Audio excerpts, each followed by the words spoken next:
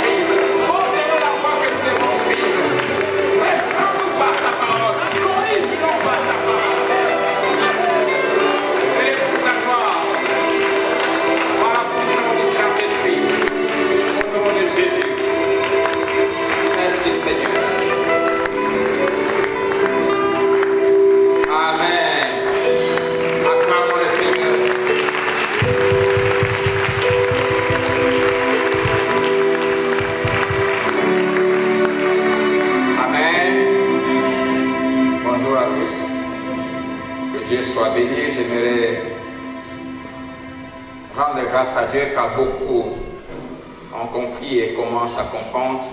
Beaucoup commencent à être là à temps. Que Dieu vous bénisse. Et j'encourage à ceux qui sont venus encore en retard de faire un effort pour manifester notre respect, notre amour pour Dieu. Apprenons à être à l'église à temps. Je bénis Dieu pour la présence de chacun de nous. Il a parlé, j'aimerais vraiment que l'église connaisse, que nous puissions connaître les talents de chacun.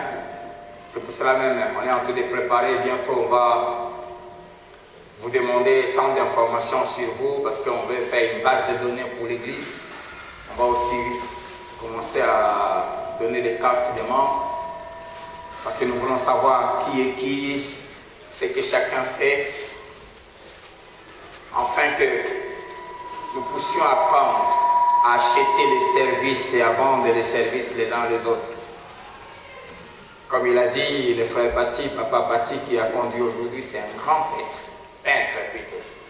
Ceux qui ont déjà été chez moi à la maison, mon salon est rempli de tableaux, et tous ces tableaux, c'est lui qui les a faits. Amen. Les gens apprécient ça tellement. Au lieu d'aller acheter des tableaux dehors, commandez-lui, dites-lui ce que vous voulez, il va vous faire de merveilleux tableaux. Amen. Au lieu que l'argent aille chez ceux qui, quand il prend, il va boire. Lui, quand il prend, il va payer sa dîme. Amen. Amen. Que Dieu vous bénisse. Aidez-nous aussi à savoir ce que vous faites pour qu'on puisse en parler à tout le monde, de telle sorte que c'est comme ça que le juif fonctionne. Un juif ne demande pas un service à quelqu'un d'autre avant de s'assurer qu'il n'y a pas un juif qui est capable de faire ça. C'est pour cela qu'ils sont le peuple le plus riche du monde. Que Dieu soit béni. J'ai beaucoup de passages, voire même des longs passages à lire aujourd'hui. Et c'est nécessaire, je crois, tellement la puissance de la parole de Dieu.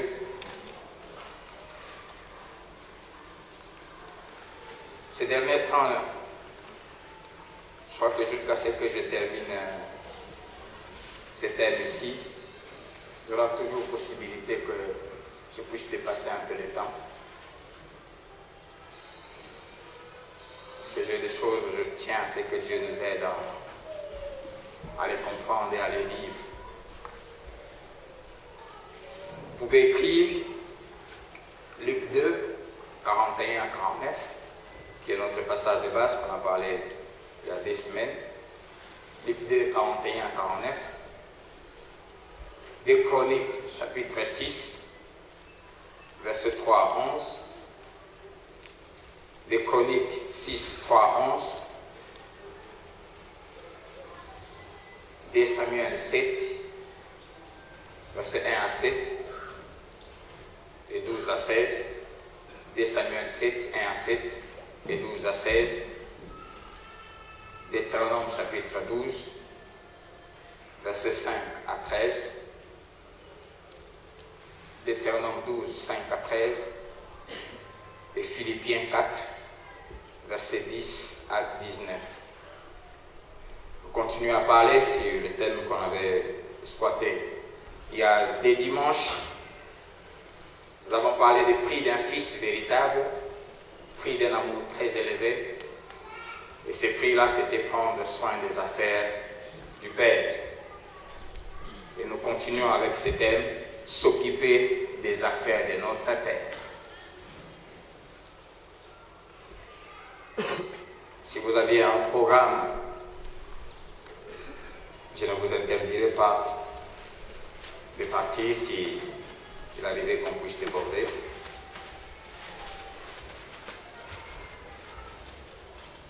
Que Dieu nous aide à respecter les temps, mais je vous préviens, jusqu'à, en tout cas, il y a encore des dimanches, c'est possible qu'on déborde. Luc chapitre 2, verset 41 à 49. Les parents de Jésus allaient chaque année à Jérusalem à la fête de Pâques. Lorsqu'il fut âgé de 12 ans, ils y montèrent selon la coutume de la fête. Puis, quand les jours furent écoulés et qu'ils sont retournés, l'enfant resta à Jérusalem. Son père et sa mère ne s'en aperçurent pas. Croyant qu'il était avec les compagnons de voyage, ils firent une journée de chagrin et le cherchèrent parmi leurs parents et leurs connaissances. Mais ne l'ayant pas trouvé, ils retournèrent à Jérusalem pour le chercher. Au bout de 3 jours, ils le trouvèrent dans les temples, assis au milieu des docteurs, les écoutant et les interrogeant. Tous ceux qui l'entendaient étaient frappés de son intelligence et de ses réponses. Quand ses parents le virent, ils furent saisis d'étonnement et sa mère lui dit, « Mon enfant, pourquoi as-tu agi de la sorte avec nous?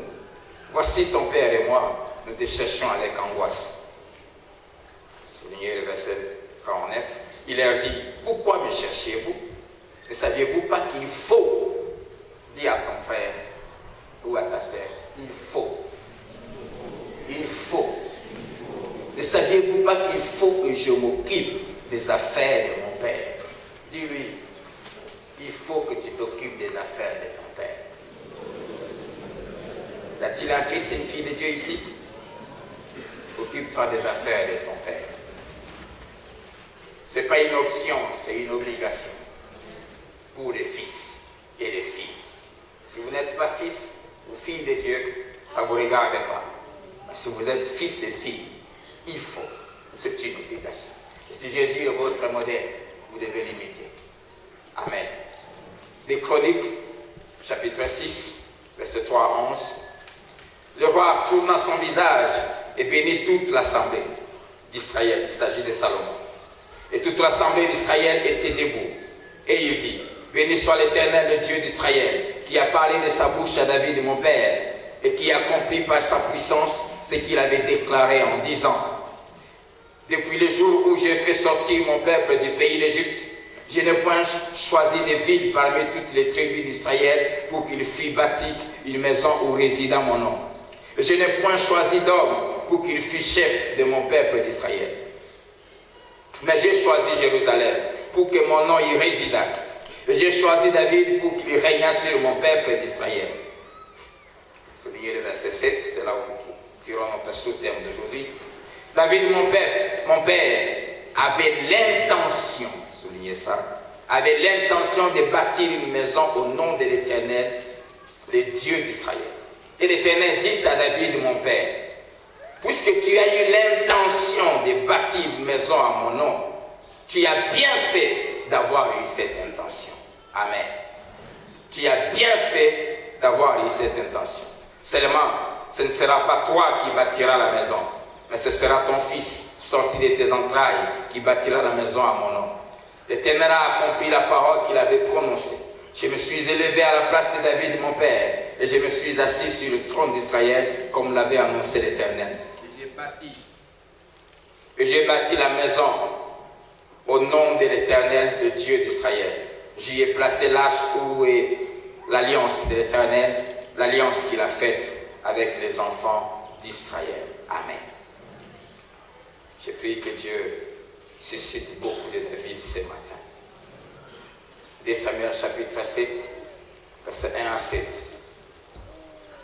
Lorsque le roi habita dans sa maison et que l'Éternel lui donnait du repos, après l'avoir délivré de tous les ennemis qui l'entouraient, il dit à Nathan le prophète, « Vois donc, j'habite dans une maison de cèdre, une maison luxueuse, construite en matériaux durables. Et l'arche de Dieu habite au milieu d'une tente. » Nathan répondit au roi, « Va, fais tout ce que tu as dans le cœur, car l'Éternel est avec toi. » La nuit suivante, la parole de l'Éternel fut adressée à Nathan. « Va dire à mon serviteur David, ainsi parle l'Éternel. » Y a-t-il quelqu'un qui a des choses dans le cœur pour Dieu ce matin? Va dire à mon serviteur David, ainsi parle l'Éternel. Est-ce toi qui me bâtiras une maison pour que j'en fasse ma demeure? Mais je n'ai point habité dans une maison depuis le jour où j'ai fait monter les enfants d'Israël hors d'Égypte jusqu'à ce jour. J'ai voyagé sous une tente et dans un tabernacle. Partout où j'ai marché avec tous les enfants d'Israël, ai-je dit un mot à quelqu'une des tribus d'Israël à qui j'avais ordonné de paître mon peuple d'Israël? Ai-je dit, pourquoi ne me bâtissez-vous pas une maison de cèdre? Maintenant, non, jusqu'à 7. 12 à 16. Quand tes jours seront accomplis et que tu seras couché avec tes pères, j'élèverai ta postérité après toi, celui qui sera sorti de tes entrailles, et j'affermirai son règne. Ce sera lui qui bâtira une maison à mon nom, et j'affermirai pour toujours le trône de son royaume. Je serai pour lui un père et il sera pour moi un fils. S'il fait le mal, je le châtierai avec la verge des hommes et avec le coup des enfants des hommes. Mais ma grâce ne se retirera point de lui, comme je l'ai retiré de Saïd, que j'ai rejeté devant toi. Ta maison et ton règne seront pour toujours assurés. Ton trône sera pour toujours affermi. Ce que nous avons dans des chroniques, c'est l'accomplissement de ce que nous venons de lire. Deutéronome chapitre 12.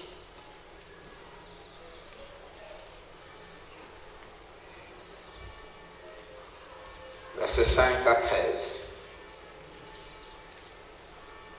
Mais vous le chercherez à sa demeure, c'est-à-dire vous chercherez Dieu à sa demeure. Et vous irez au lieu que l'Éternel, votre Dieu, si les enfants d'Israël sont dans le désert, bientôt ils vont sortir pour conquérir la terre promise. Vous irez au lieu que l'Éternel, votre Dieu, choisira parmi toutes vos tribus pour y placer son nom. C'est là que vous présenterez vos holocaustes, vos sacrifices, vos dîmes, vos prémices, vos offrandes en accomplissement d'un vœu, vos offrandes volontaires et les premiers-nés de votre gros et de votre menu bétail. C'est là que vous mangerez devant l'Éternel, votre Dieu, et que vous et vos familles vous ferez servir à votre joie tous les biens par lesquels l'Éternel, votre Dieu, vous aura béni. Vous n'agirez donc pas comme nous le faisons maintenant ici, où chacun fait ce qui lui semble bon, parce que vous n'êtes point encore arrivés dans le lieu de repos et dans l'héritage que l'Éternel, votre Dieu, vous donne. Mais vous passerez le Jourdain et vous habiterez dans le pays dont l'Éternel, votre Dieu, vous mettra en possession. Il vous donnera du repos, après vous avoir délivré de tous vos ennemis qui vous entourent, et vous établirez en sécurité. Alors, il y aura un lieu que l'Éternel, votre Dieu, choisira pour y faire résider son nom. C'est là que vous présenterez tout ce que je vous ordonne, vos holocaustes, vos sacrifices, vos dîmes, vos prémices et les offrandes choisies que vous ferez à l'Éternel pour accomplir vos vœux. C'est là que vous vous réjouirez devant l'Éternel, votre Dieu, vous, vos fils et vos filles, vos serviteurs et vos servantes. Apprenez à mener même vos travailleurs à l'église. Amen. Et le Lévite qui sera dans vos portes, car il n'a ni part ni héritage avec vous. Verset 13. Garde-toi d'offrir des holocaustes dans tous les lieux que tu verras, mais tu offriras des holocaustes au lieu que l'Éternel choisira dans l'une de tes tribus. Et c'est là que tu feras tout ce que je t'ordonne. Amen. Et je termine par Philippiens chapitre 4, verset 10 à 19. C'est l'apôtre Paul qui écrit à l'église de Philippe. J'ai éprouvé une grande joie dans le Seigneur de ce que vous avez pu enfin renouveler l'expression de vos sentiments pour moi. Vous y pensez bien, mais l'occasion vous manquait. Ce n'est pas en vue de mes besoins que je dis cela, car j'ai appris à être content de l'état où je me trouve. Je sais vivre dans l'humiliation et je sais vivre dans l'abondance. En tout et partout, j'ai appris à être rassasié et à avoir faim, à être dans l'abondance et à être dans la disette. Je puis tout par celui qui me fortifie. Cependant, vous avez bien fait de prendre part à ma détresse. Vous le savez vous-même, Philippiens, au commencement de la prédication de l'Évangile, lorsque j'ai parti de la Macédoine, aucune église n'entra en compte avec moi pour ce qu'elle donnait et recevait. Vous fîtes le seul à le faire, car vous m'envoyâtes déjà à Thessalonique et à des reprises de quoi pourvoir à mes besoins. Ce n'est pas que je cherche les dons, mais je recherche le fruit qui abonde pour votre compte. J'ai tout reçu et je suis dans l'abondance. J'ai été comblé de biens en recevant par Épaphrodite ce qui vient de vous comme un parfum de bonne odeur, un sacrifice que Dieu accepte et qui lui est agréable. Et mon Dieu pourvoira à tous vos besoins selon sa richesse avec gloire en Jésus-Christ. Amen. Amen.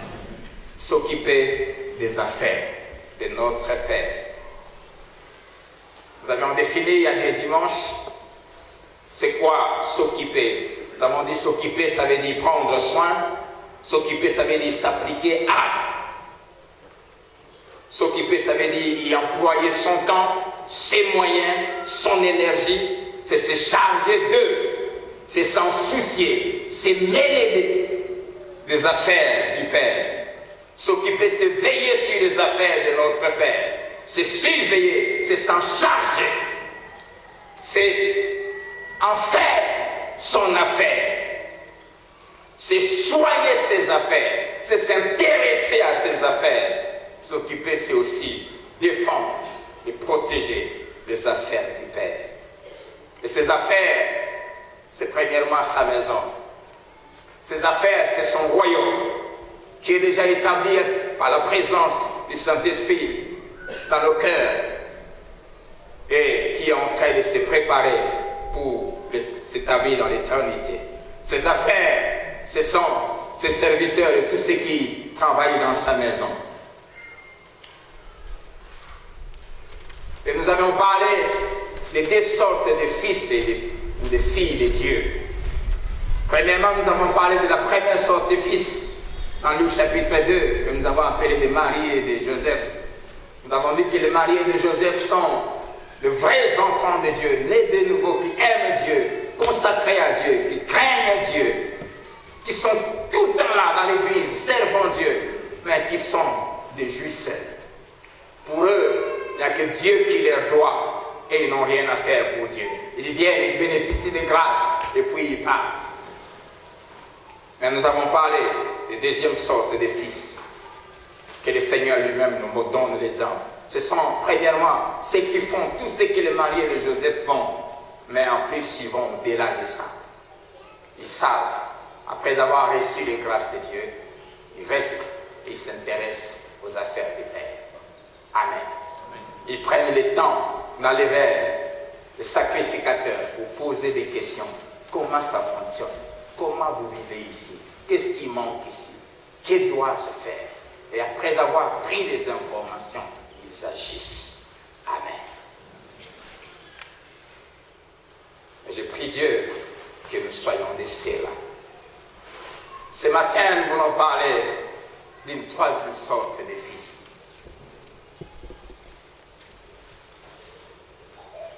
Qui savent s'occuper des affaires de leur père. Ce sont des David, je les appelle des David. Des David, c'est qui? Des David, ce sont ceux qui ont dans leur cœur des intentions pour la maison du Père. Ils ont des intentions pour la maison du Père. Comme nous l'avons lu dans 2 Chroniques, chapitre 6, le verset 7. Avoir des intentions, c'est le fait de se proposer, de se donner un but à atteindre. Les David, ce sont des gens qui, d'eux-mêmes, se fixent un but à atteindre dans la maison du Père. Ce sont des gens qui ont des projets dans leur cœur pour Dieu. Avoir des intentions, c'est avoir des projets pour Dieu. Bien-aimés, ce n'est pas seulement Dieu qui a des projets pour nous. Mais les enfants doivent aussi avoir des projets pour le Père. Amen. Ils ont des projets pour leur Père. Ils ont des ambitions. Ils sont ambitieux pour Dieu, pour la maison de Dieu. Ils ont des desseins, ils ont des objectifs qu'ils se fixent. Ils se disent, je ferai ceci pour mon Dieu. Et ils s'y investissent jusqu'à ce que la chose que lui-même, personne ne lui a demandé, c'est décidé de faire, s'efface. Ce sont des gens qui observent, qui font tout ce que les Marie et Joseph font, qui font ce que Jésus fait, qui restent, et qu'après avoir observé, ils se trahissent des intentions. 2 Chroniques 6, verset 7.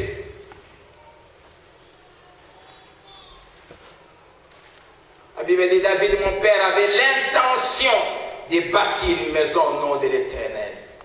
Avec son fils matin dit, David désirait de bâtir une maison. Ils ont des désirs pour Dieu. Dans leur cœur, ils ont des désirs. Nouvelle Bible 50 dit, David avait à cœur de bâtir. Ils ont à cœur des choses à faire pour Dieu. Votre version dit, David avait dessein de bâtir, avait projet, avait ambition de bâtir. Ce sont des gens qui ont des intentions pour Dieu. Le passage de Deutéronome 12, 5 à 13 que nous avons lu, nous enseigne 4 choses. La première chose, c'est que quand Dieu a fait sortir son peuple de l'Égypte, il a pris les 40 années dans le désert pour les façonner, les préparer Et il avait promis à son peuple qu'il allait lui donner. Quand il va les faire entrer dans la terre promise, après la délivrance qu'il va leur donner de tous les ennemis, quand il va les établir, il allait choisir une des villes du pays qu'il allait leur donner. Et il allait installer son nom dans cette ville. Quand il disait que j'établirai mon nom dans cette ville, c'est-à-dire je vais venir habiter dans cette ville. Il leur avait dit que vous devez venir en cet endroit pour m'adorer. Et il dit c'est là qu'il devait venir l'adorer et le louer, offrir des offrandes, offrir des sacrifices, lui donner des dîmes. Y a-t-il quelqu'un qui ne donne pas ses dîmes ici? Qui n'a jamais, qui bouffe les dîmes? Un vrai fils de Dieu, que Dieu te bénisse pour ta sincérité. Il faut changer. La maison de Dieu, c'est là où nous venons adorer Dieu, mais aussi lui offrir offrande, dîmes, prémices. Les prémices, c'est le premier salaire que vous recevez quand vous trouvez un travail. Le premier salaire, on ne le donne pas à son père biologique. On ne le donne pas à l'oncle qui t'a élevé. Le premier salaire, on le donne à Dieu. C'est ce que la Bible appelle les prémices.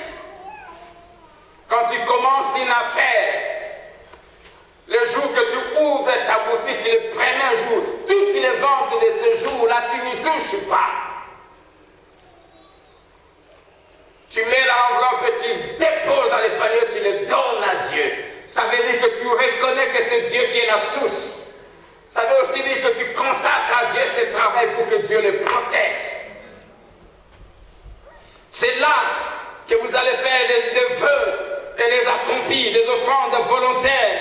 C'est là aussi que vous allez manger, se réjouir devant ma face, c'est-à-dire la communion fraternelle. C'est là qu'il devait venir se réjouir dans la présence de Dieu, l'adorer et le célébrer. J'aimerais que vous sachiez, verset 13 et 14, Dieu dit, vous n'irez pas partout. Il y a des gens qui n'ont pas d'église fixe. Ce dimanche, il est ici, l'autre dimanche, il est là-bas. C'est mauvais. Oh non, moi je parle partout, on m'invite. Non, on ne parle pas partout. Dieu doit choisir pour toi un endroit et tu t'installes à cet endroit-là. Et c'est là que tu vas l'adorer, c'est là que tu vas le servir, c'est là que tu vas lui donner tes offrandes, tes dîmes, c'est là. La dîme, par exemple, on ne la donne pas à tout le monde. Au moins, quand tu prends ta dîme, beaucoup de gens font ceci. Quand il reçoit un $100, dîme, $10, là facilement il donne. Mais le jour où Dieu lui donne $100 000, il dit $10 000 donner. Donc, je vais partager, je vais donner à telle église, telle église. Non, on ne fait pas ça. Ce n'est pas à toi de décider comment gérer l'argent de Dieu. La dîme, on la donne là où tu es nourri, là où tu adores Dieu. Amen. Amen. Et Dieu dit, c'est là que vous allez me servir, m'adorer, m'offrir vos sacrifices. C'est Dieu qui choisit les lieux. L'église aussi là où tu dois aller, c'est Dieu qui doit choisir pour toi. Amen. Amen. Deuxièmement, ces lieux devaient être choisis par Dieu, comme je l'ai dit, et Dieu allait leur donner. Troisièmement, même après que Josué les ait installés, quand ils se sont établis dans la terre promise, tous ils ont oublié ce que Dieu leur avait ordonné de faire. Ils ont pris possession de la terre promise, ils se sont réjouis, chacun a commencé à construire ses maisons, marier ses enfants, prendre des femmes pour ses fils, faire ses affaires, et tous ils ont oublié Dieu et ses entières. Alors que Dieu leur avait dit, dès que vous allez vous établir, la première chose, je vais choisir un endroit. Et quand ils sont arrivés, Dieu a choisi l'endroit. Mais personne ne s'est occupé de construire à Dieu le lieu où il devait commencer à venir les rencontrer. Beaucoup se comportent comme ces chefs des chansons dans Genèse 40, 23, à qui Joseph a fait du bien dans la prison. Il a prophétisé pour lui et la chose s'est accomplie. Joseph lui a dit, souviens-toi de moi quand tu vas rentrer. 3 jours après, il est rétabli. Et puis il oublie. La Bible dit, le chef des échansons ne pensa plus à Joseph. Il l'oublia. L'église est remplie des ingrats. S'il y a un homme, chaque fois quand je lis son histoire dans la Bible, je suis frappé de son ingratitude. C'est le roi Joas. Quand son père est mort, sa grand-mère, Athalie, a tué tous les enfants du roi, tous les fils, et elle s'est emparée du pouvoir. Joas, avec quelques mois, et il nécessaire l'a arraché, est allé lui remettre au sacrificateur Jéhoiada qu'il a caché au temple pendant 6 ans. La 7e année, le sacrificateur a réuni tous les Lévites, a organisé tout le peuple et on a destitué la reine. Et le sacrificateur l'a établi roi. C'était son droit, il n'avait que 7 ans. Le Jéhoiada a pris soin de lui, il a veillé sur lui, lui a enseigné les voies de Dieu. Et pendant toute la vie de Jéhoiada, il a marché dans la crainte de Dieu. Il a dirigé le peuple selon le cœur de Dieu. Mais quand Jéhoiada est décédé, les gens qui n'avaient rien fait pour lui sont venus l'entourer. C'est triste de voir un homme qui a souffert avec une femme qui t'a aimé comme celle-ci m'a aimé quand je ne brillais pas. Vous souffrez ensemble. Et quand Dieu t'élève, Dieu commence à bénir et tu vas commencer à dépenser de l'argent avec des petites filles qui n'ont rien fait pour toi. Et celle qui a souffert avec toi, tu l'abandonnes. Tu le prives de tout pour aller dépenser de l'argent avec les gens bien-aimés. La Bible dit, si nous souffrons avec lui, nous régnerons avec lui. Amen. Il ne faut jamais régner avec les gens qui n'ont pas souffert avec toi. Amen. Les gens qui t'abandonnent au moment où tu souffres, quand ils reviennent au moment où Dieu te fait du bien, il faut les tenir loin. Et il s'est entouré des gens qui n'avaient rien fait pour lui. Conséquence, ces gens l'ont éloigné de Dieu. Zacharie, fils du sacrificateur Jéhoiada, va lui faire la remarque. Comment il va se comporter? Il va ordonner qu'on puisse les lapider. Et la Bible dit qu'il a oublié tout ce que Jéhoiada avait fait pour lui. Bien aimé, l'ingratitude est une mauvaise chose. La Bible dit, celui qui rend le mal pour le bien, le mal ne quittera jamais sa maison. Jamais. Ne vous entourez pas de profiteurs. Des gens qui viennent quand Dieu commence à agir. Au début, vous regardez loin. Voyons voir est-ce que ça va marcher.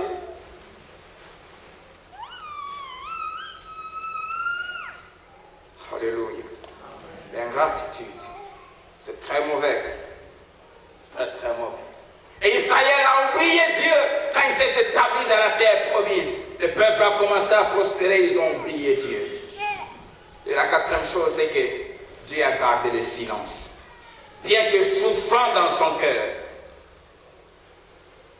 Bien-aimé, Dieu aime qu'on pense en lui.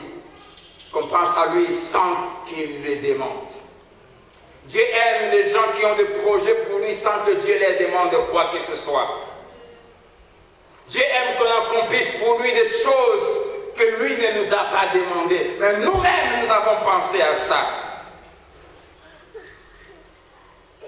Apprends à gêner, rien que pour adorer Dieu sans que Dieu te demande. Apprends à faire des veillées toi-même où tu adores Dieu sans qu'il te les demande. Apprends à avoir des programmes, des ambitions, des projets pour Dieu et sa maison sans que Dieu te demande quoi que ce soit.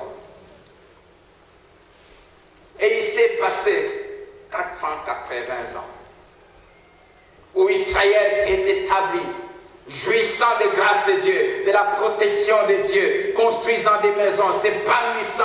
Et tous ils ont oublié qu'il fallait construire à Dieu un lieu où ils devaient commencer à se rencontrer avec eux.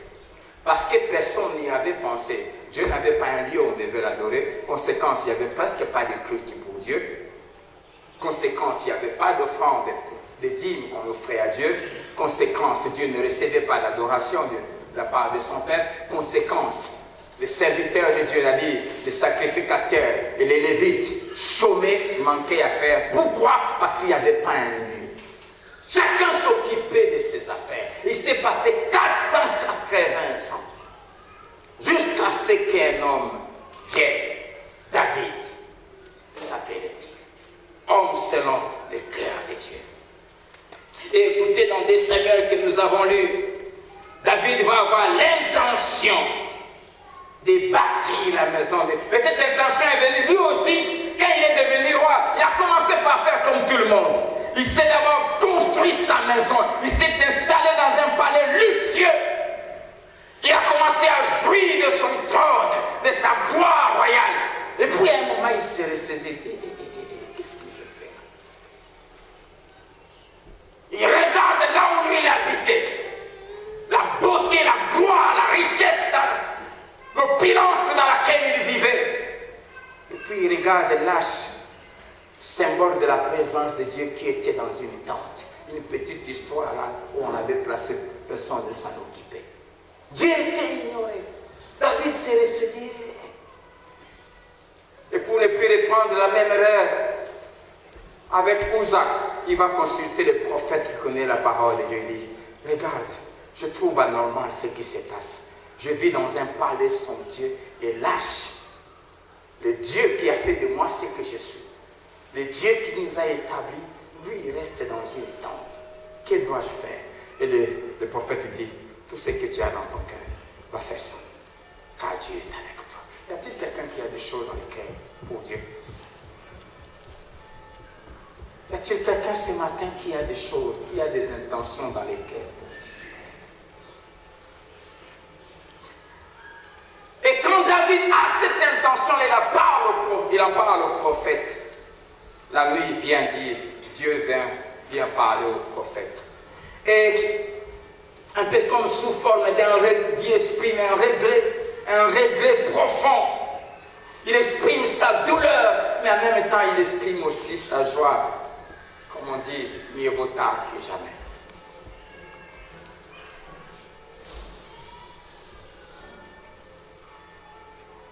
Verset 6 dit, depuis que j'ai fait sortir les enfants d'Israël d'Égypte jusqu'à ce jour, il dit, j'ai voyagé sous une tente dans un tabernacle.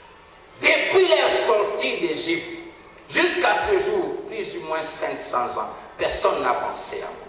Il dit, j'ai voyagé sous une tente. Quand ils sont arrivés dans la terre promise, ils ont ignoré. On a laissé assis et puis on les déplacé. Mais toujours dans cette petite caisse, personne n'est pensé à nous. Et Dieu dit, je dis un mot à quelqu'un. Est-ce qu'un jour j'ai dit à une de tribus, pourquoi vous ne bâtissez pas une maison? Je dis, pourquoi vous ne bâtissez pas une maison de cèdre? Il dit, j'ai établi des rois, j'ai établi des anciens, j'ai établi des prophètes, j'ai établi des juges, mais personne n'a pensé à moi. Bien-aimé, Dieu n'exprime pas toujours ses désirs ou ses besoins. Mais Dieu cherche des David qui, par eux-mêmes, pensent à Dieu.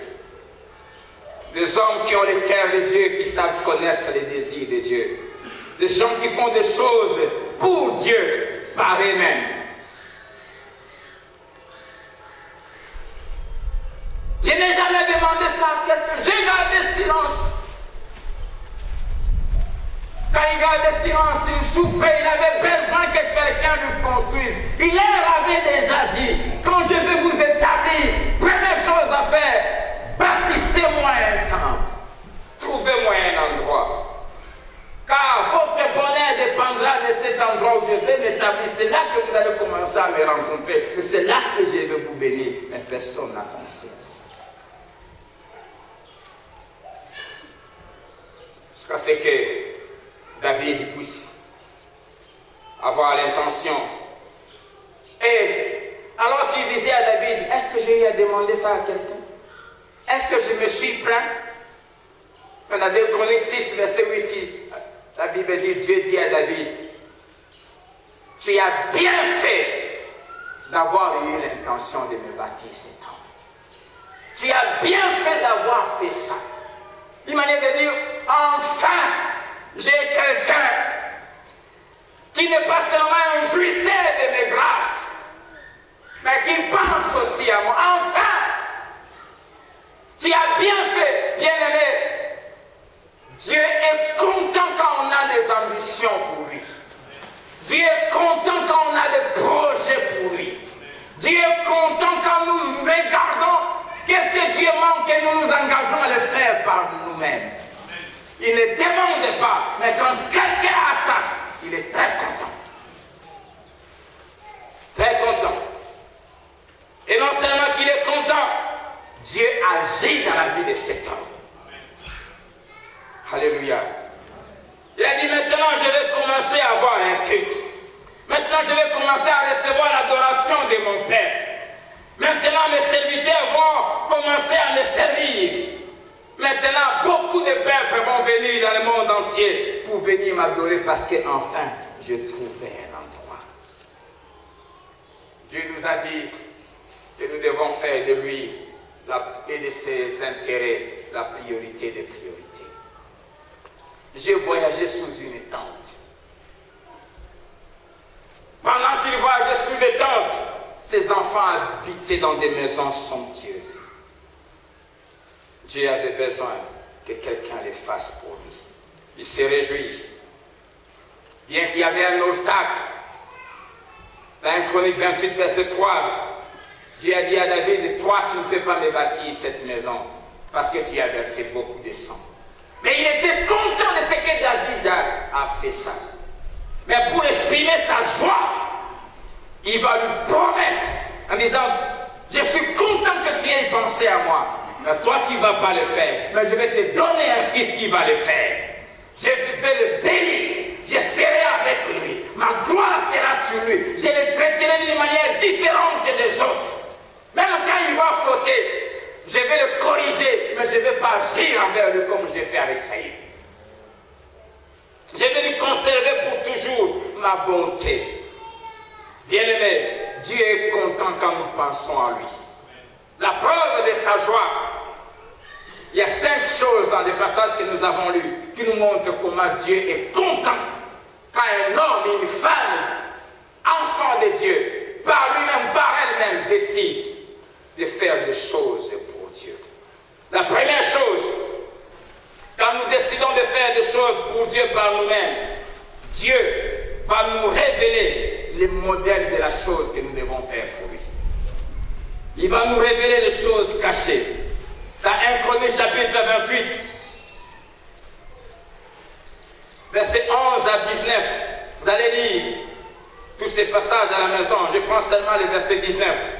David dit à Salomon, il dit, c'est par un écrit de sa main, dit David, que l'Éternel m'a donné l'intelligence de tout cela, de tous les ouvrages et de ses modèles. Alléluia. Quand David a eu l'intention de lui bâtir un temple, Dieu lui a dit, je suis content. Mais toi, tu ne vas pas le faire. Mais pour lui montrer sa joie, Dieu va lui donner la révélation sur ce temple. Il va lui révéler ce que ce temple devait être, comment il devait être, chaque objet, le modèle de chaque chose qui devait être faite dans ce temple. Alléluia. Bien-aimés, si vous voulez que Dieu vous révèle des choses cachées, si vous voulez que le secret de Dieu devienne des réalités que Dieu laisse devant vos yeux, ayez des intentions dans votre cœur pour lui. Ceux qui ont des intentions dans leur cœur pour Dieu, Dieu leur révèle des choses cachées. Dieu leur révèle ce qu'il faut faire. Pourquoi? Parce que dans la maison de Dieu, on ne fait pas ce qu'on veut. Tu peux avoir le désir de construire quelque chose pour Dieu, mais tu ne vas pas construire ça selon ta pensée. Il faut recevoir les modèles de Dieu. J'ai tellement des ambitions pour Dieu. Je veux voir Lubumbashi devenir une ville où tout le monde se prosterne et reconnaît Jésus comme Dieu. Je veux voir chacune de vos vies devenir une offrande agréable à Dieu. Je veux voir Dieu se manifester dans la vie de chacun, devenir une réalité quotidienne dans la vie de chacun de nous. Ayons des ambitions pour Dieu. Et quand on a ces ambitions, Dieu va commencer à nous révéler les choses à faire. Il dit, je t'ai instrué, je t'ai montré la voie que je dois suivre. Je les regarde sur toi. Mais ça, Dieu le fait quand on a des ambitions pour lui. Il nous montre comment faire. Il nous montre ce qu'il faut faire, où le faire. Quand tu as une ambition pour ton oncle, pour qu'il connaisse Dieu, et que tu te mets à prier pour ça, Dieu va commencer à te parler sur sa vie, sur les choses qui se passent dans sa vie, sur les problèmes spirituels qu'il a, pour que tu saches orienter tes prières. Quand tu es un responsable du département, tu as une ambition pour ton département, que les ouvriers que tu diriges soient des hommes saints, remplis de la gloire de Dieu, et que tu te mets à prier pour ça, Dieu va commencer à te parler sur chacune des lèvres. Il va commencer à te dire tel a tel problème, telle et telle situation. Voici. Et souvent, tu n'auras même pas besoin d'appeler la personne. Tu pries simplement sans la personne. Et tu vois que Dieu est agir. Où sont les hommes et les femmes qui ont des ambitions pour Dieu? Le Saint-Esprit n'agit pas à l'église. Partout des révélations, pas de choses, pas de plusieurs n'entrent pas, n'arrivent pas à connaître par l'Esprit simplement parce que les cœurs ne sont pas ambitieux pour Dieu. Ils viennent, ils prient, c'est là, ils partent.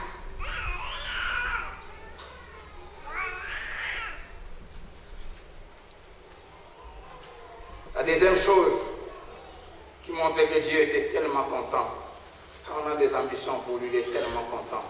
Dieu a disposé des hommes à sa faveur pour la réalisation de ses projets. 1 Chroniques 28, verset 21, j'aime beaucoup ça. David dit à Salomon, voici les classes des sacrificateurs et des lévites pour tous les services de la maison de Dieu. Et voici près de toi, pour toute l'œuvre, tous les hommes bien disposés et habiles dans toute espèce d'ouvrage, et les chefs et tous les peuples dociles à tous tes ordres. Bien-aimé, quand tu as des intentions, des projets pour la maison de Dieu, Dieu va faire ces 4 choses. Il va te donner des gens qui te seront très proches. Il dit, voici près de toi. Quand vous avez des projets pour Dieu, n'associez pas des gens qui ne sont pas proches de vous. Des gens qui ne se collent pas avec votre personne. David dit, voici des gens qui sont près de toi. Près, pas loin. Pas des gens qui se tiennent très loin. Attends à voir ce qui va arriver. Si vous voulez réussir dans les projets que Dieu met dans vos cœurs, travaillez avec des gens qui sont proches de vous. N'associez pas dans vos affaires des gens qui sont loin de vous. Alléluia. Deuxièmement, des hommes bien disposés. Dieu va te donner des gens qui sont bien disposés intérieurement. Disposés à aller avec toi, disposés à souffrir avec toi, disposés à payer les prix, travailler avec des gens qui sont disposés à vous accompagner. Des gens qui sont disposés, on ne les pousse pas. Des gens qui sont disposés, on ne les force pas.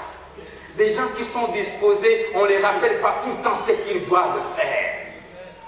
C'est pour cela, apprenez, prendre le temps d'observer les gens pour savoir qui est près de toi, qui est disposé à marcher avec toi. Des gens bien disposés. Il dit, je te donne des gens bien disposés. Troisième critère, il dit, des gens habiles. Habiles, c'est-à-dire capables. Des gens qualifiés. Des gens compétents. Ne travaillez pas avec des gens qui sont médiocres. L'œuvre de Dieu exige des gens compétents, des gens capables. Paul dit à Timothée, ce que tu as reçu de moi, confie-le à des hommes capables. C'est pour cela ne mettez jamais de sentiments dans les choses de Dieu. Tu peux m'aimer, mais tu ne sais pas chanter. Je ne vais pas te donner à conduire les cultes. Tu ne sais pas chanter. Oh non, le pasteur programme les mêmes personnes. Oui, parce qu'ils savent faire. Toi, tu n'as pas reçu ça. Toi, tu sais prier. Va à l'intercession.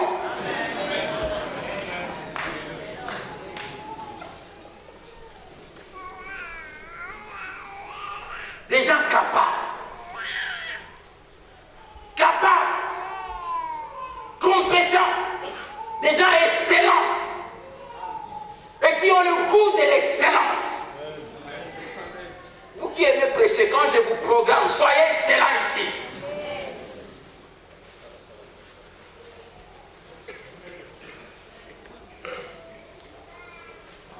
Si tu viens nous dire des amens 100 fois ici, tu vas t'asseoir.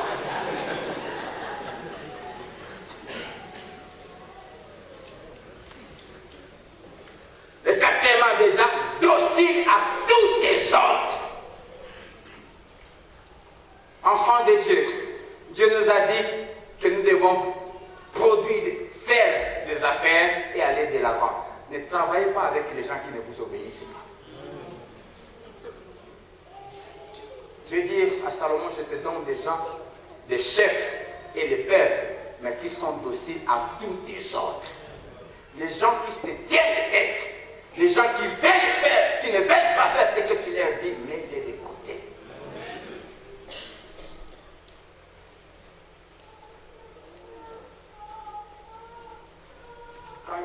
Hier, mon fils me posait la question, papa, est-ce qu'il y a des voitures qui ont deux volants? Il n'y en a pas. Parce que s'il y a deux personnes au volant, qu'est-ce qui va arriver?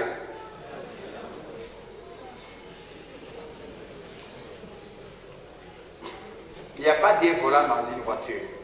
Il y a un seul volant. Et la vie de tous ceux qui sont dans la voiture dépend de celui qui tient le volant. C'est pour cela n'entrez jamais dans une voiture dont celui qui tient le volant est ivre. Celui qui tient le volant est un fou.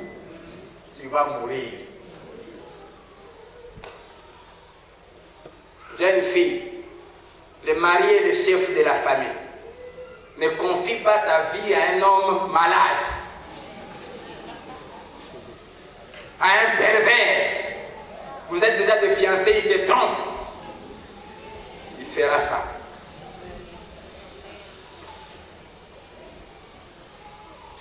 Des gens dociles. Amen. Dociles. Prêts à te suivre. Troisième chose qui prouve que Dieu était content. Dieu s'engage à être avec Salomon qui va construire jusqu'à ce qu'il a. Bien aimé, quand vous vous décidez, quand vous avez des ambitions pour Dieu, Dieu sera avec vous jusqu'à ce que vous accomplissiez la chose que vous avez rêvé de faire pour lui. Quand vous avez des ambitions pour Dieu, personne ne vous tuera. Parmi les choses qui font que les gens vous détruisent facilement, c'est parce que vous n'avez pas de projet pour Dieu. Quand Dieu a son compte dans ta vie, il ne permettra à personne de te détruire. Quand Dieu sait qu'il a des choses à gagner dans ta vie, quand Dieu sait que l'avancement de son royaume dépend de ta vie, pendant un temps, il ne permettra à personne de te nuire pendant ce temps-là. Ayez des ambitions pour Dieu, ça va vous protéger. Personne ne peut me détruire tant que je n'ai pas accompli les rêves que j'ai pour Dieu. Écoutez ce que Dieu dit. 1 Corinthiens 28, verset 20. David dit à Salomon son fils, fortifie-toi, prends courage et agis. Ne crains point et ne t'effraie point, car l'Éternel Dieu, mon Dieu, sera avec toi. Il ne te délaissera point. Il ne t'abandonnera point jusqu'à ce que tout l'ouvrage pour le service de la maison de l'Éternel soit achevé. Alléluia. Dieu ne peut jamais t'abandonner tant que l'ambition qui est dans ton cœur pour lui ne s'est pas encore accomplie. Ayez des ambitions pour Dieu et des grands rêves. Ayez des rêves de voir toute ta famille croire en Jésus. Et Dieu te gardera en vue jusqu'à ce que les derniers soient sauvés. Et il rêve de voir tout ton quartier se convertir. Et Dieu priera jusqu'à ce que les derniers se convertissent. Et il rêve de bâtir à Dieu ce temple qu'on va bâtir. Et tu verras que tu vivras jusqu'à ce que tu vois ce temple achevé. Ceux qui ont des rêves ne meurent pas. Les rêves pour Dieu. Dieu les garde jusqu'à ce qu'ils achèvent. Quatrième chose qui montre que Dieu était content. Dieu a disposé le cœur du peuple pour apporter tous ces dons. Salomon allait avoir besoin pour la construction du temple. Dans 1 Chronique 29, versets 1 à 9. J'aime beaucoup ces passages. Premièrement, David dit, ce palais qu'on va construire, il n'est pas pour un homme, il est pour Dieu. Dieu va te donner des gens comme David, qui vont mettre tous les efforts. David dit, verset 2, j'ai mis toutes mes forces à préparer pour la maison de mon Dieu de l'or, pour ce qui est de l'or. Les gens qui aiment Dieu mettent toutes leurs forces à préparer des choses pour Dieu. Verset 3e, ça dit, dans mon grand attachement pour la maison de Dieu. Est-ce qu'il y a des gens qui ont un grand attachement pour la maison de Dieu? Dans mon grand attachement pour la maison de Dieu, je donne à la maison de mon Dieu l'or et l'argent que je possède en propre. Dieu a besoin des gens qui lui donnent des choses qui sont propres à eux. Il y a quelque chose qui était dans l'Église au début, au 1er siècle, qui ne se voit pas aujourd'hui. David et tous les anciens d'Israël ont fait ça. Le verset 8 d'un Chronique 29 dit, ceux qui possédaient des pierres les livrèrent pour les trésors de la maison de l'Éternel entre les mains de Jéhiel et les Gershom. Ceux qui possédaient. Et dans Acte 4, verset 42, la Bible nous dit que tous ceux qui possédaient des maisons les vendaient et apportaient tout l'argent. Un des problèmes qu'on a à l'Église aujourd'hui, c'est que les chrétiens d'aujourd'hui sont trop attachés aux choses de la terre. Et peu sont prêts à se détacher des choses que Dieu leur donne pour eux. Il y en a plus de gens aujourd'hui qui viennent, je donne telle maison pour Dieu, je donne telle chose pour Dieu, des biens, des valeurs. La Bible dit, ceux qui possédaient. Je m'adresse à vous qui possédez les choses. Je bénis Dieu pour qu'on puisse acheter ces lieux. Il fallait qu'il y ait des parcelles qui devaient être hypothéquées.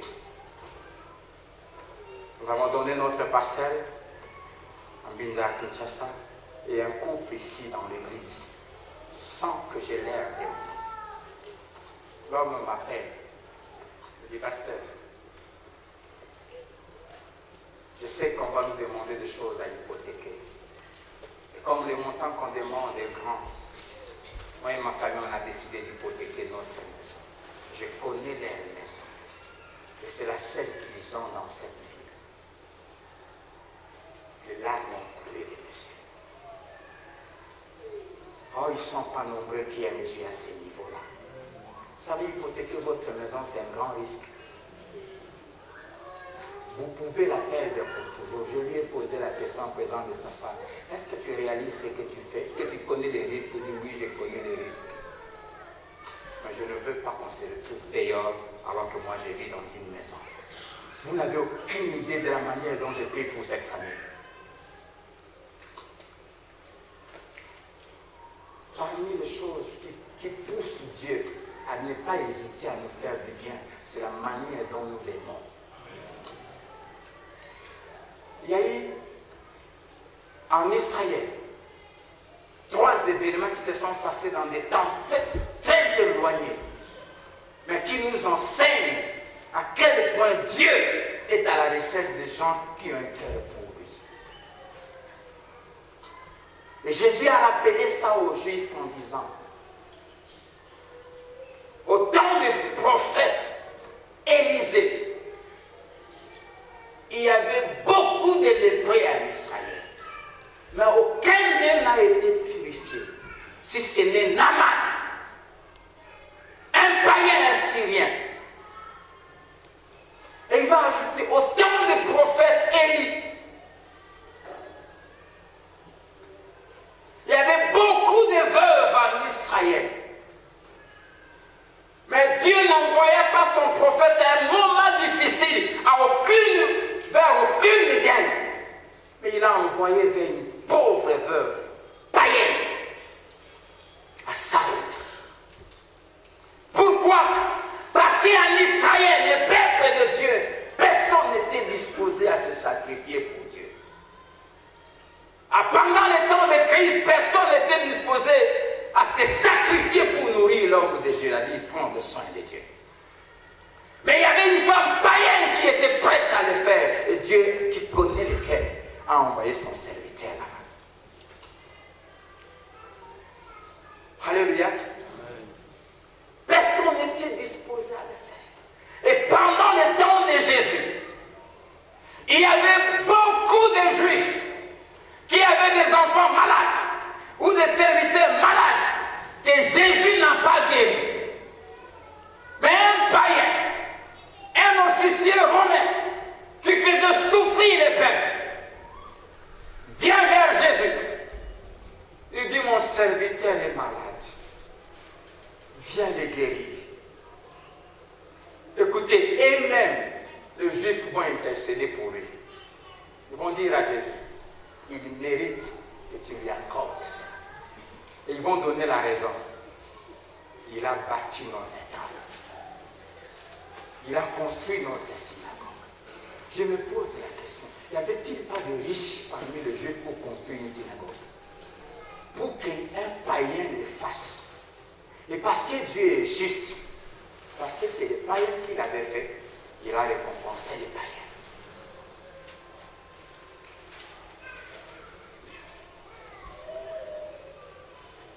Je disais à mes enfants, vous n'avez aucune idée du bonheur que Dieu va vous faire toute votre vie à cause de moi.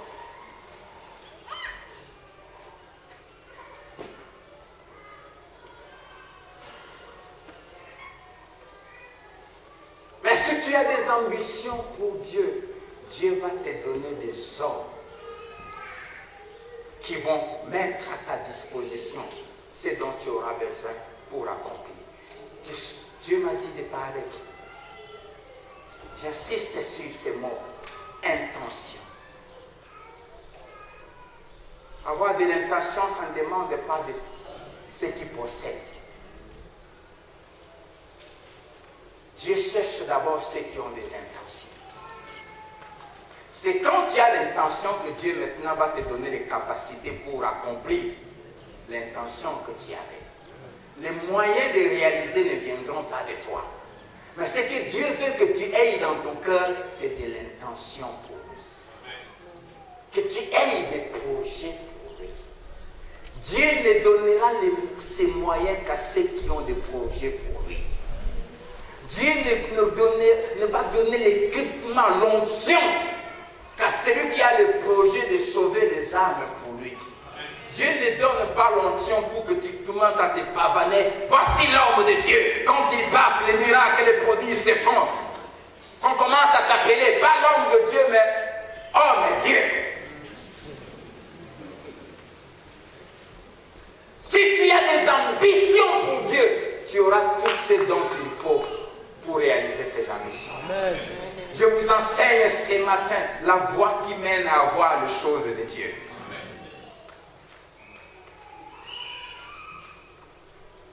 La voie qui mène à faire que les richesses de Dieu, tant spirituelles que matérielles, soient placées à ta disposition. Avoir un cœur ambitieux pour Dieu. Un cœur plein de projets pour Dieu.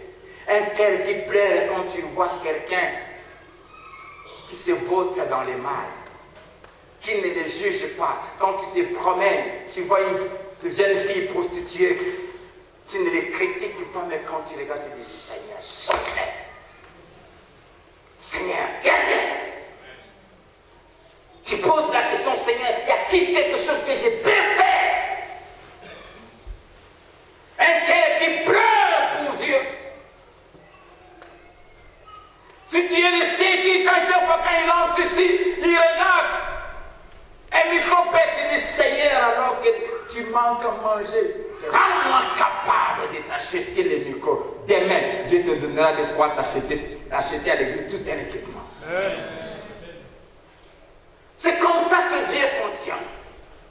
Dieu bénit ceux qui ont des ambitions pour lui. Dieu ne nous donne pas des choses pour notre propre épanouissement seulement, mais il nous donne pour que lui aussi trouve les comptes. Amen. Amen.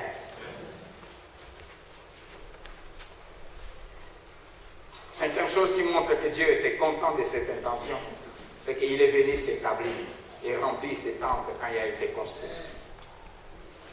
Vous pouvez lire ça dans des Chroniques 5, versets 13 à 14. Dieu est venu s'établir. C'est pour dire qu'il attendait ça. Il attendait que quelqu'un le fasse. Et quand ça s'est fait, il est venu habiter dans ce temple. Il a rempli ce temple de sa gloire à tel point que même les sacrificateurs n'arrivaient pas à entrer. Alléluia. Il vint s'établir. Ce matin, Dieu est à la recherche de David. Des gens qui ont des pensées pour lui, qui pensent à ses besoins, à ses intérêts. Avoir l'intention, c'est une question de volonté d'abord. Ce n'est pas d'abord une question de moyens. C'est d'abord une question de volonté. J'aime beaucoup ce passage. 2 Corinthiens chapitre 8, verset 12, la Bible dit ceci. 2 Corinthiens 8, 12. La bonne volonté, quand elle existe, est agréable en raison de ce qu'elle peut avoir à sa disposition et non de ce qu'elle n'a pas. Amen. La première chose que Dieu demande, c'est avoir la bonne volonté, c'est-à-dire l'intention. La bonne volonté doit exister. La voir dans son cœur. Deuxièmement, quand elle est là, elle est agréable aux yeux de Dieu. Mais elle est agréable, c'est-à-dire elle plaît à Dieu. Ça fait la joie de Dieu quand quelqu'un a dans son cœur des intentions pour lui. Troisièmement, cette intention ne dépend pas des choses qu'on n'a pas, mais elle dépend des choses qu'on a. Amen. Dieu ne va pas te demander de faire les choses qu'il ne t'a pas données. Il y a un principe. La Bible a dit dans la Chronique, il dit, nous te donnons ce que tu nous as donné. Écoutez-moi bien. Ne donnez jamais à Dieu les choses dont vous n'êtes pas sûr que c'est Dieu qui vous a donné. On ne donne à Dieu que les choses qu'on a reçues de lui. C'est pour cela que quand tu es deuxième femme, tu ne peux pas venir donner des choses à Dieu. Amen.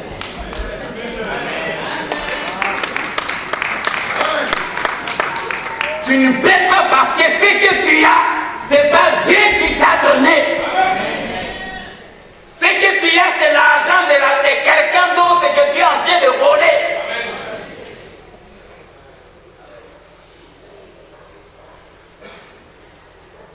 Et un vrai serviteur de Dieu ne recevra jamais un bien qui vient d'une deuxième femme.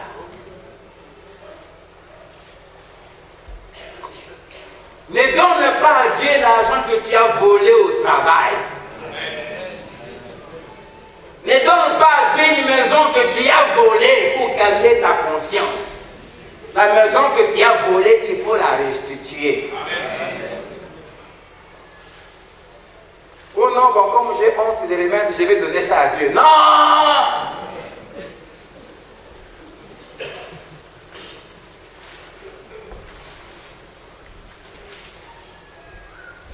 La bonne volonté dépend de ce qu'on a, pas de ce qu'on n'a pas. Amen. Amen. Et je m'adresse à ceux qui ont. Ceux qui devaient construire les temples, c'était ceux à qui Dieu avait donné du repos. Dieu dit, quand je vais vous délivrer de vos ennemis, Je veux vous donner du repos. Après, je choisirai un endroit et vous allez me construire un temple là où je vais commencer à vous rencontrer. Amen.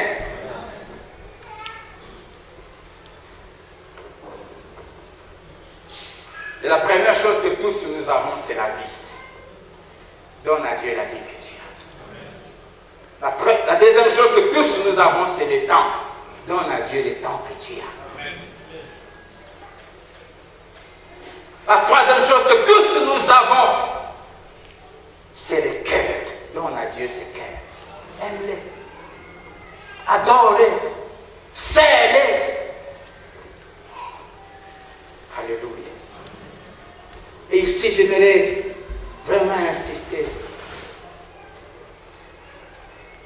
Dieu n'exprimait pas ses désirs. Dieu voulait que le peuple lui donne, lui construise ce lieu, mais personne ne s'en est occupé, il est resté silencieux. Y a-t-il des gens qui aspirent à servir Dieu ici? Levez votre main. Tous ceux qui savent qu'ils ont la peine de servir Dieu. Levez bien votre main, je veux savoir. J'aimerais m'adresser à vous. Tout vrai serviteur de Dieu, tout vrai servante de Dieu n'exprime jamais ses besoins aux gens. Si vous avez la peine de servir Dieu, ne parlez jamais de vos besoins aux hommes. Ne demandez jamais aux hommes. Vous m'entendez? Quand tu seras pasteur, quand tu diras une extension de Philadelphie, ne demande jamais des choses aux membres de l'Église.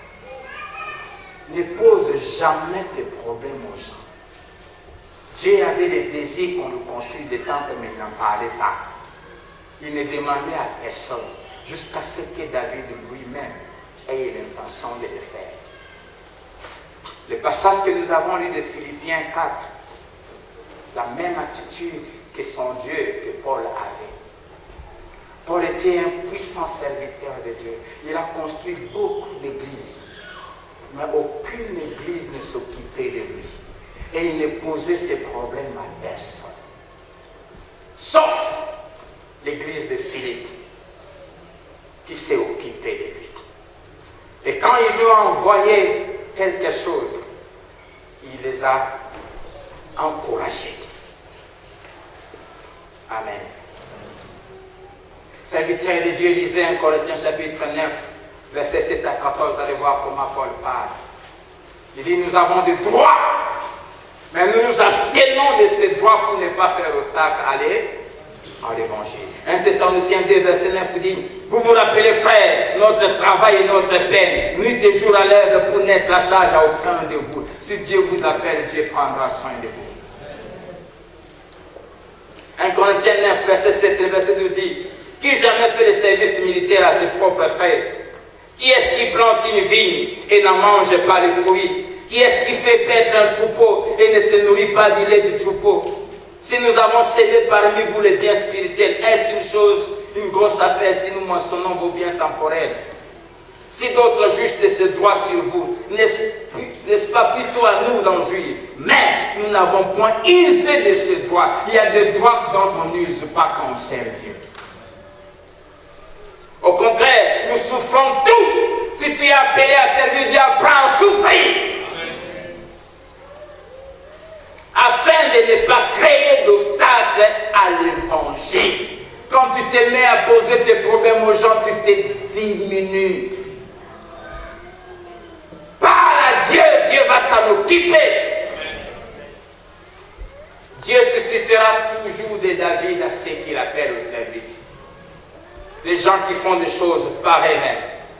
Et quand les Philistins ont eu cette intention de s'occuper de lui, verset 10, Paul a éprouvé de la joie, comme Dieu avait éprouvé de la joie quand David a eu cette intention. Ça fait de la joie quand on pense en toi. Apprenez à penser à vos parents. Apprenez à penser à ceux qui ont souffert pour vous. Apprenez à penser à ceux qui s'occupent de vous dans les choses de Dieu. Paul dit, vous y pensiez, mais à l'occasion, vous m'avez dit, vous avez l'intention. Philippiens avait l'intention.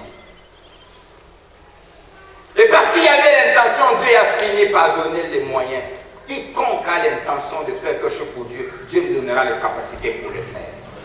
Amen. Là où il y a des bonnes intentions, Dieu donne toujours des occasions, c'est-à-dire des moyens et des possibilités pour le faire. Verset 11 à 13, il dit, c'est pas que je cherche les dons, ce n'était pas sa préoccupation.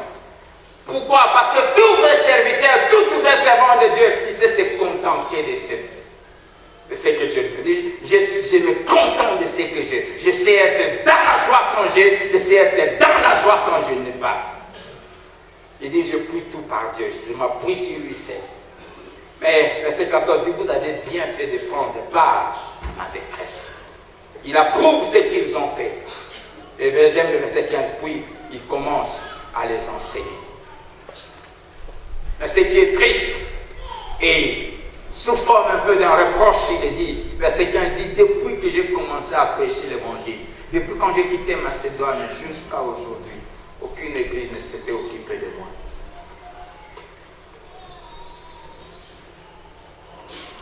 Mais les Philistins l'ont fait. Les Philippiens plutôt l'ont fait. Comme David et comme Jésus. Et il les enseigne, il dit, 1, sachez que cela est bon aux yeux de Dieu. 2, ça c'est un... Chaque fois, quand vous pensez à Dieu et vous faites quelque chose pour Dieu, c'est bien à ses yeux. C'est un parfum de bonne odeur. Et cela est agréable à ses yeux. Et il va ajouter le verset 19. Et souvent nous réclamons dans nos prières, mais cette promesse ne s'adresse pas à tout le monde. Et mon Dieu pourvoira tous vos besoins selon sa richesse. Cette parole ne concerne pas tous les chrétiens. Cette parole concerne ceux qui ont des intentions pour Dieu et qui pensent à Dieu et à sa maison. C'est à ceux-là que Dieu pourvoira à leurs besoins selon la richesse de Dieu, afin qu'ils soient en mesure de s'occuper de Dieu et de sa maison. Si tu n'as pas de cette ambition pour Dieu, cette parole, même quand tu la réclames tout le temps, ça te concerne. Alléluia. Amen. Et il les enseigne.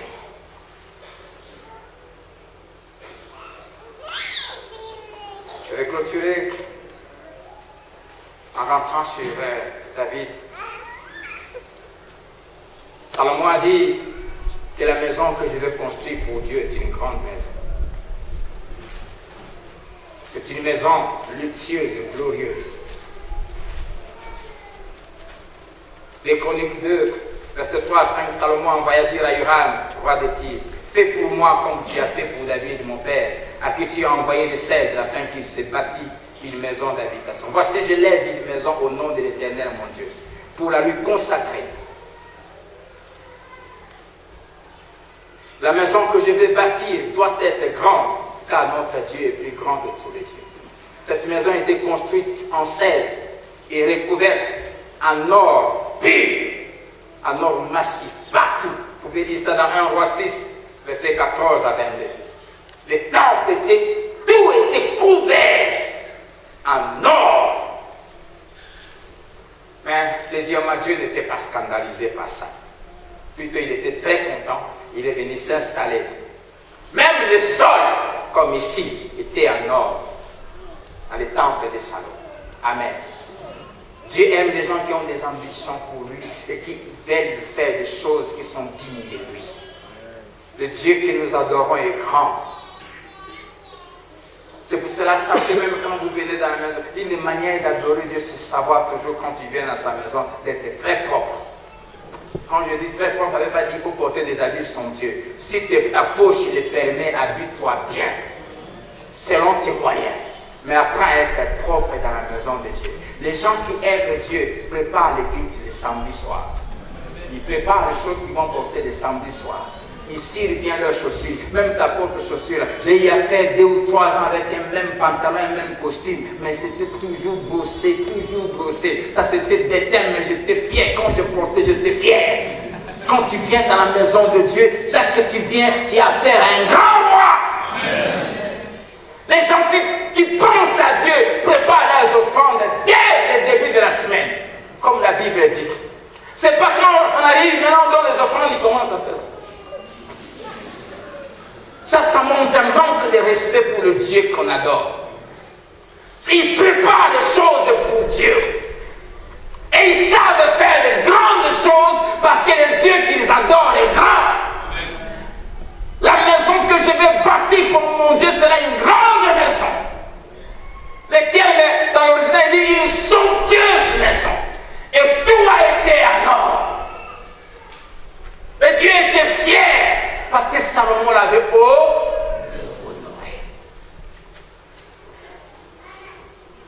Alléluia.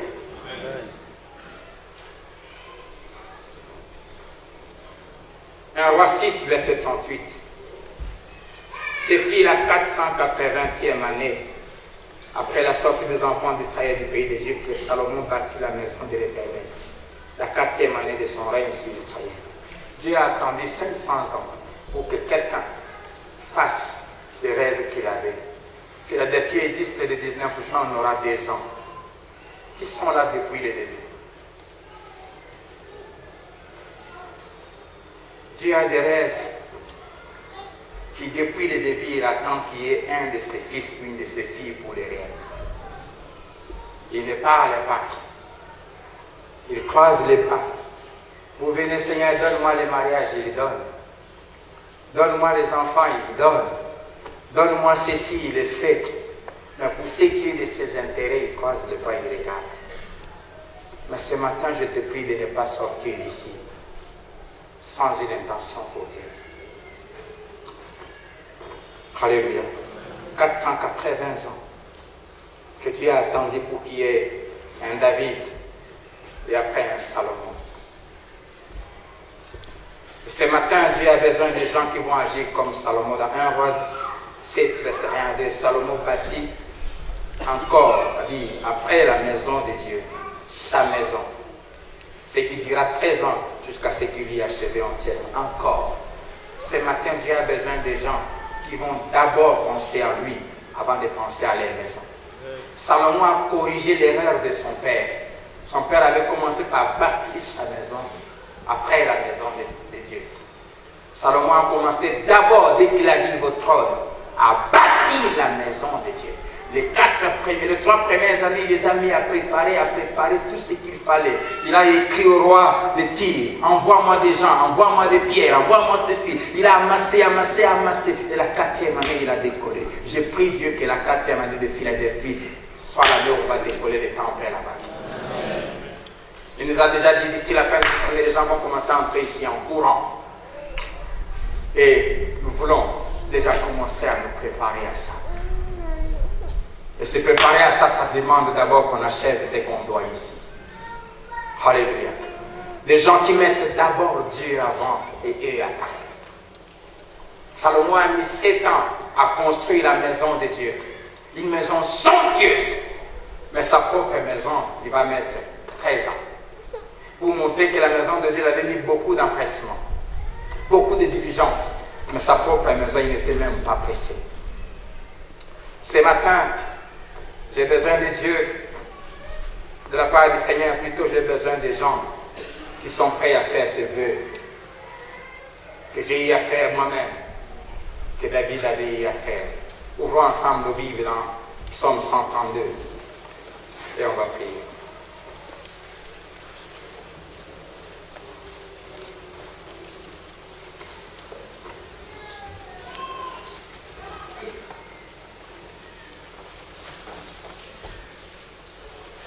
On va lire ça debout aussi.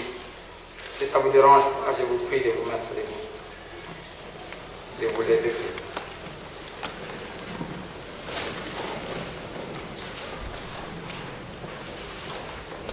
David s'est rattrapé après avoir construit sa luxueuse maison.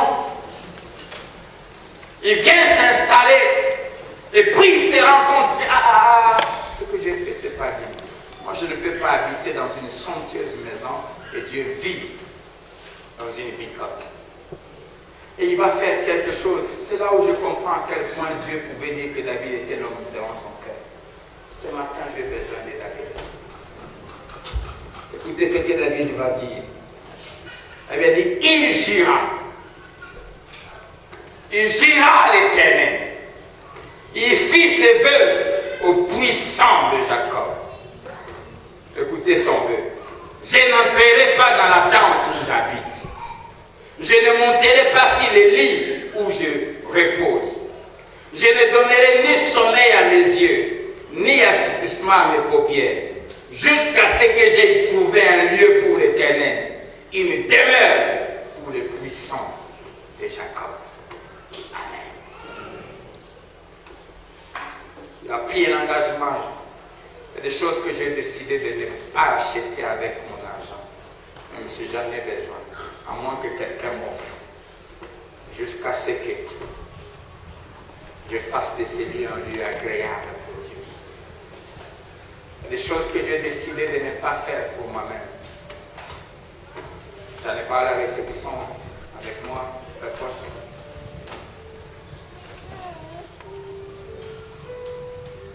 Tant que Dieu aura des dettes, je ne peux pas me permettre d'aller m'acheter un costume de 500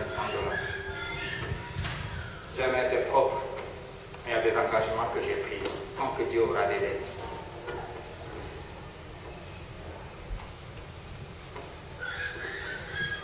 À moins que quelqu'un me l'offre, mais de moi-même, je le ferai plus. Jusqu'à ce que j'achève ces dettes.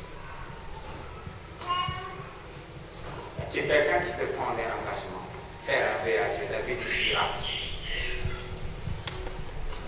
Un roi, il était roi. Alors qu'il s'est. On peut s'asseoir.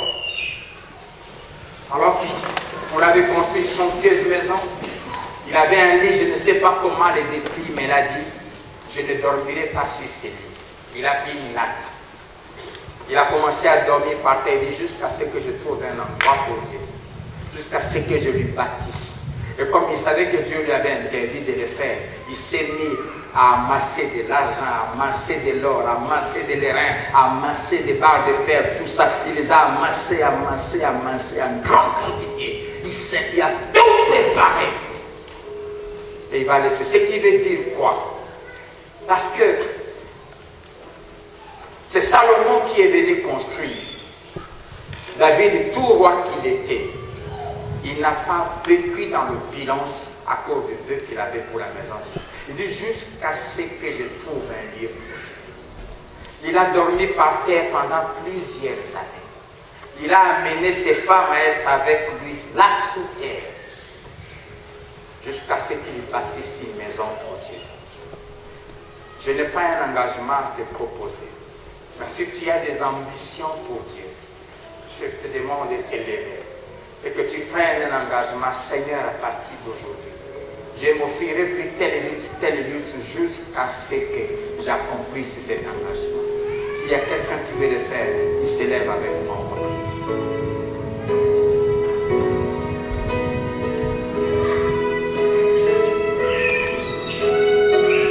Je vous avais dit que Dieu nous demande de monter, nous allons continuer à monter dans la consécration, monter dans notre qualité d'amour pour Dieu.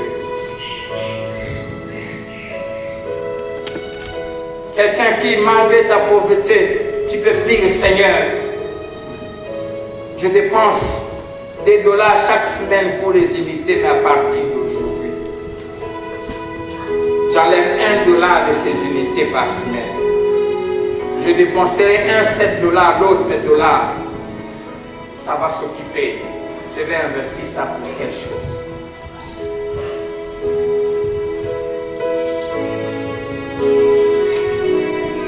Tu peux commencer à parler à Dieu de son engagement.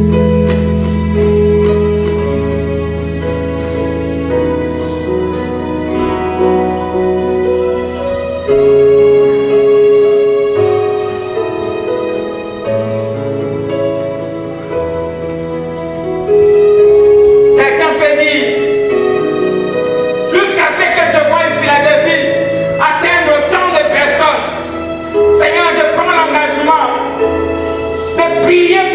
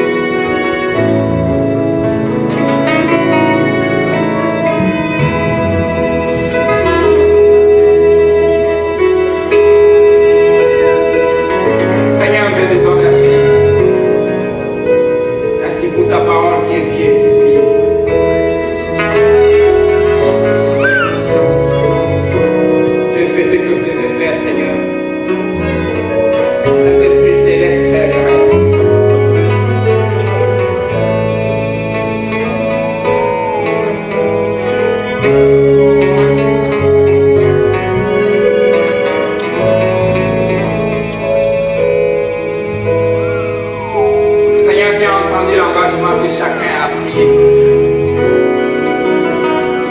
Tu as entendu le cœur de chacun. Toi qui as rendu David capable, tu lui as donné Salomon. Tu as donné à Salomon des hommes près de lui, des hommes bien disposés à l'accompagner. Tu lui as donné des hommes capables, toutes les compétences. Tu lui as donné des hommes prêts à obéir à tous les autres. Et Salomon a fini par accomplir ce que David avait eu comme intention. David s'était investi dans son grand amour pour toi. Il avait tout préparé. Je déclare que pour moi, mon frère et ma soeur, tu suscites de Salomon, tu donnes des hommes, tu donnes les moyens, tu donnes les visions, tu donnes les compétences spirituelles, tu donnes les dons nécessaires, tu donnes les talents nécessaires, tu ouvres les portes, tu donnes les connexions, tu donnes les élévations nécessaires, les possibilités nécessaires pour l'accomplissement de cette intention que tu as déposée dans nos cœurs.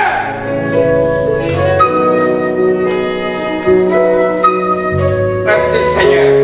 Je déclare que tu ne mourras pas jusqu'à ce que tu voies l'accomplissement de cette intention que tu as pour Dieu. Je déclare que tu ne mourras pas jusqu'à ce que tes rêves que tu as pour Dieu, que tes yeux le voient s'accomplir.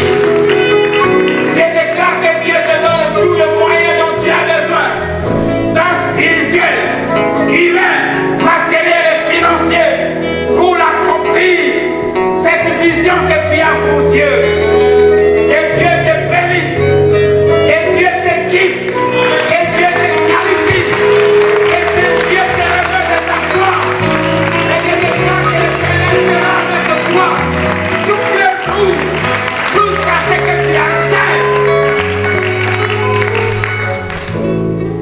cet ouvrage pour lui. Au nom de Jésus. Amen.